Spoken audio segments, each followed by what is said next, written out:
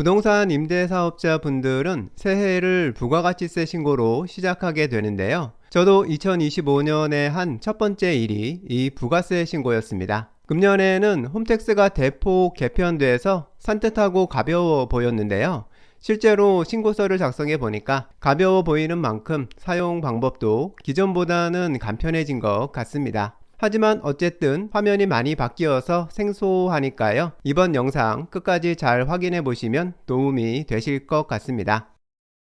그럼 지금부터 개인 사업자로 부동산 임대업 단일 업종을 경영하는 간이사업자의 경우 2024년 연간 매출에 대한 부가가치세 신고를 홈택스에서 셀프로 진행하는 방법을 확인해 보겠습니다. 우선 홈택스의 개인 사업자 본인 명의로 로그인합니다. 홈택스 첫 화면에서 신고인 이름 확인할 수 있고요. 그리고 바로 화면 상단에 있는 사업장 전환 버튼을 클릭해서 지금 부가세를 신고하려는 사업장을 선택해 줍니다. 이렇게 사업장을 먼저 선택해 주면 신고서 작성이 좀 더 수월해지는 것 같습니다. 팝업 창에서 지금 신고할 사업장을 선택해 주는데요. 지금 화면에는 사업장이 하나만 보이지만 신고할 사업장이 여러 곳 있는 분들은 여기에 여러 사업장들이 모두 보여지니까요. 사업장을 하나씩 선택해서 부가세 신고를 하나씩 끝내는 방식으로 부가세 신고를 진행해 나가면 됩니다.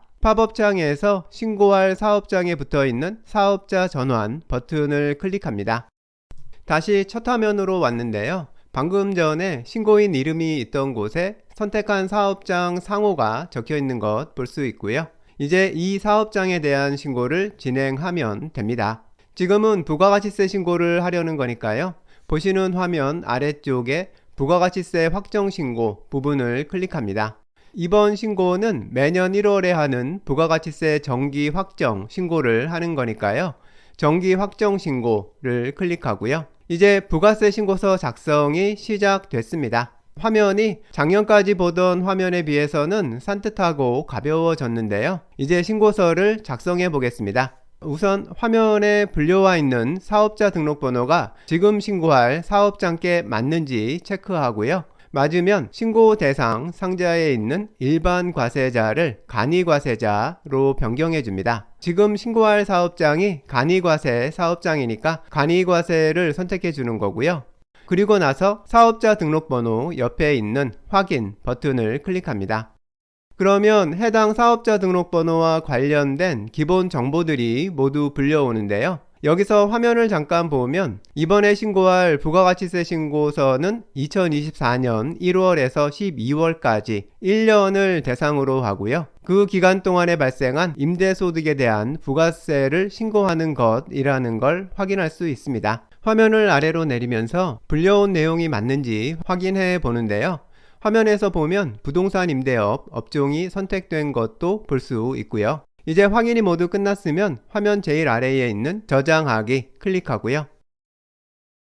그러면 지금 보시는 신고서 작성 화면으로 화면이 바뀌게 되는데요. 이제 이 화면에서 부가세 신고에 필요한 매출세액, 매입세액, 공제 감면 신청 같은 것들을 모두 입력해 주면 됩니다. 작성해야 하는 내용들이 한눈에 보이니까 종전보다는 작성이 꽤 편해진 것 같고요.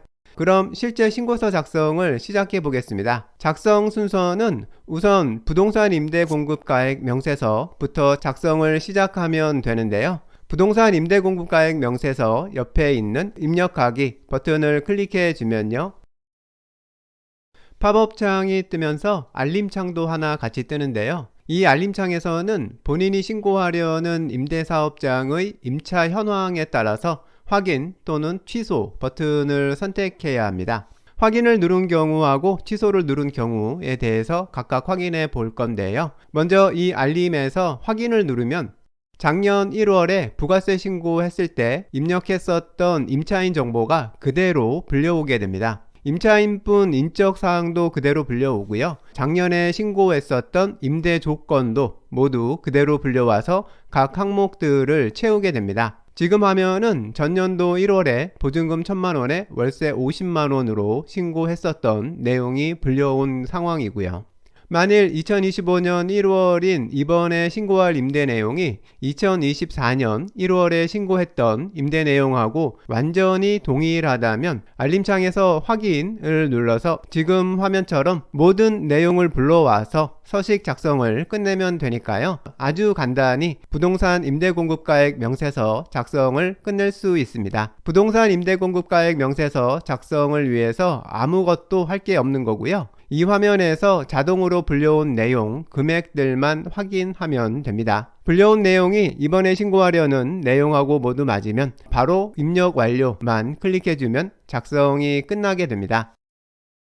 만일 이번에 신고할 임대 내용이 2024년 1월에 신고한 것과 다른 경우라면 이 알림창에서 취소를 선택해야 하는데요. 여기서 임대 내용이 다르다는 건 2024년 중에 임차인이 바뀌면서 임대 조건이 달라진 건 물론이고요. 동일한 임차인이라도 2024년 1년 사이에 계약을 갱신하면서 임대 보증금이나 월세가 변경된 경우도 해당되고요. 보증금 월세는 동일하더라도 임차인이 바뀐 경우 등등 모두 해당되니까요. 작년에 신고할 때하고 비교해서 뭐 하나라도 바뀌었다면 여기서 취소를 선택해 주면 됩니다. 그러면 내용들이 모두 비어있는 빈 양식이 팝업으로 뜨는데요. 여기에다가 임대차 내용을 모두 직접 입력해 주면 됩니다. 필요한 내용을 입력하기 위해서는 임대사업장 명세 입력 버튼을 클릭해서 입력창을 또 하나 띄우고요. 이 새로운 팝업 창에 있는 항목들의 내용들을 모두 입력해 주면 됩니다. 이 팝업 창에서는 임차인을 기준으로 임대 수입 내용을 작성해야 하니까요. 우선 임차인 주민등록번호를 입력해 주고요. 그러면 임차인 이름은 자동으로 불려오고요. 다음으로 아래에 있는 임대부동산 관련 내용을 입력해 주는데요. 특히 층하고 면적은 반드시 입력해야 합니다. 이제 팝업창에서 화면을 조금 내려서 임대 조건을 입력해 주는데요. 화면에 보시면 계약 종류라는 상자에 계속, 갱신, 신규, 종료라고 선택할 수 있는 항목들이 있는데요. 지금 신고하려는 사업장의 임대 상황에 따라서 이 중에서 해당하는 항목을 선택해야 합니다. 선택 방법을 잠깐 보면요. 지금 작성하는 임차인이 신고 대상 기간인 2024년 1년 사이에 임대 조건의 변경 없이 1년 내내 있었던 경우에는 계속을 선택하고요. 동일한 임차인이 1년간 계속 있기는 했었지만 보증금이나 월세 같은 게 변경됐다면 갱신을 선택합니다. 그리고 완전히 새로운 임차인이 들어온 경우에는 신규를 선택하고요. 기존에 있던 임차인이 계약 종료로 나간 경우에는 종료를 선택해 주면 됩니다. 여기서 계속의 경우는 기존에 있던 임차인이 2024년에도 그냥 계속 있었던 거니까 임차인이 바뀐 경우에는 사용할 필요가 없고요. 이제 이 부분 작성 방법은 임차인이 새로 들어온 경우에 해당하는 신규 항목을 선택해서 작성을 시작해 볼 건데요. 이 부분부터 내용은 다음 영상에서 바로 이어가도록 하겠습니다.